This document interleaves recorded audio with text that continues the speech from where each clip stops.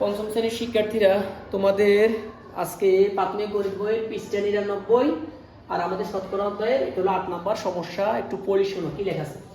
একজন বিক্রেতা কৃষকের কাছ থেকে এক জোড়ি সবজি কিনে, খেয়াল করো, তাহলে একজন বিক্রেতা সে কৃষকের কাছ থেকে কি কিনছে? এক জোড়ি সবজি কিনে 40% লাভে, তার মানে বোঝা গেল তিনি কিনে এনে সেটা বিক্রি করে ফেলছেন। কত পার্সেন্ট লাভে বিক্রি করে ফেলছেন? 40% লাভে 6300 টাকায় বিক্রি করলেন। যে বলছে হ্যাঁ 6300 টাকা তিনি কত দিয়ে কিনছেন এটা কিন্তু বলে নাই। বলছেন তিনি একজন কৃষকের কাছ থেকে একটা সবজি কিনছেন, সবজি কেনার পরে তিনি কি করলেন? 6300 টাকা সেটা বিক্রি করে দিলেন এবং তার কত লাভ হলো? 40% লাভ হলো। আচ্ছা, সবজির ক্রয় মূল্য কত ছিল? তাহলে আমাদেরকে সবজির ক্রয় মূল্যটা বের করতে হবে। বিক্রয় মূল্য দেওয়া আছে 6300 হলো কি মূল্য? বিক্রয় মূল্য। আর ক্রয় মূল্যটা আপনারা বের করবো। তার আগে আমরা একটু এদিকে যাই। তিনি কত লাভ করছেন বলো তোমরা? তিনি লাভ করছেন কত? 40%। তিনি কত লাভ করছেন? 40% লাভ করছেন। তাহলে 40% আমরা এই জিনিসটা 40% লাভে, কমে কিন্তু বিক্রি করবে লাভে। লাভ মানে কি? বেশি হয়েছে নাকি? এখন 40% লাভের যে বিক্রি মূল্য এটা কত? আমরা আগে এটা নির্ধারণ করব। 40% লাভে বিক্রি মূল্য কত? কোন একটা জিনিসের বলো দেখি তোমরা? 100। মাশাআল্লাহ 100। তার মানে বুঝে গেল কি 40% লাভ বলতে এখানে যে জিনিসটি তিনি 100 টাকা কিনছেন, আমরা ধরে নিই কোনো একটা জিনিস তিনি 100 টাকা কিনছেন, তো তিনি বিক্রি করছেন কত? তার চেয়ে 40 টাকা বেশি, মানে 40% লাভ। তার মানে 100 যোগ 40 সমান 140 টাকা।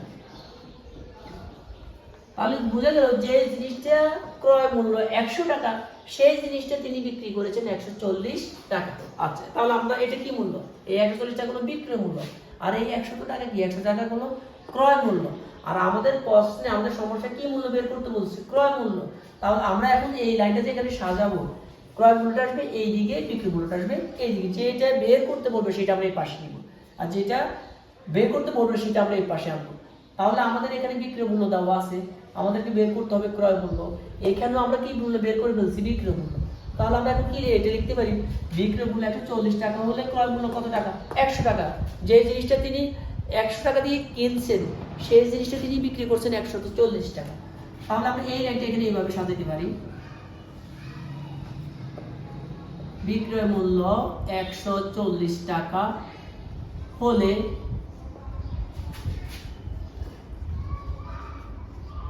ক্রয় মূল্য কত বলো? 100 টাকা, ঠিক না? কারণ যে জিনিসটা তিনি 100 টাকা দিয়ে কিনছেন সেই জিনিসটি তিনি বিক্রি করেছেন 140 টাকা, 40% লাভ। তাহলে বিক্রয় মূল্য যদি 1 টাকা হলে ক্রয় মূল্য কম হলে আমাদের এখানে 100 যাবে উপরে আর 140 যাবে নিচে। এবারে সামনে বিক্রয় মূল্য কত বলছে? 6300। 6300 টাকা হলে 100 গুণ 6300, আর এখানে হলো 140। এবার একটু আমরা চিন্তা করো যে আমরা কিভাবে ভাগটা দিতে পারি সবাই। আচ্ছা, আমরা একটু দেখো, একটু খেয়াল করো সবাই, খেয়াল করো একটু সবাই। আমরা এখানে একটা ভাগটা দিব 0। তাহলে এখানে তো 0, আমরা প্রথমে এইটা করতে হবে। দেখো এই 0টা আমরা 0 একটা কম, এখানে 14 লিখলাম, ঠিক আছে? এখানে আমরা 0 একটা কম 10 লিখলাম, মানে 0 একটা এটা কেটে দিলাম, মানে 10 দিলাম। এবার আমরা কি করা যায়? 7 দিয়ে যায়, দেখো 7 দিয়ে যায়। 7 দুগুণে 14, 7 9 63, 63 কে কাটলাম, আর এখানে দুইটা শূন্য উপর দিয়ে লিখে দিলাম। এখন 2 দিয়ে তুমি 10 কে কাটো, 5 দুগুণে 10। এবার আমরা 5 দিয়ে গুণ দিয়ে দিবে, দুইটা শূন্য এখানে লিখে ফেলবো, একটা শূন্য দুইটা শূন্য, 5 9 45, 5 9 4500 টাকা। 4500 টাকা, এটাই তো আমাদের ক্রয় মূল্য নাকি? আবার দেখো একটু কিভাবে আমরা কাজটা করছি। 4500 টাকা আমরা কিভাবে বের করলাম দেখো একটু। আমরা 10 দিয়ে কাটলাম, এই শূন্যটা কম লিখলাম 14, এখানে একটা শূন্য কম লিখলাম 10।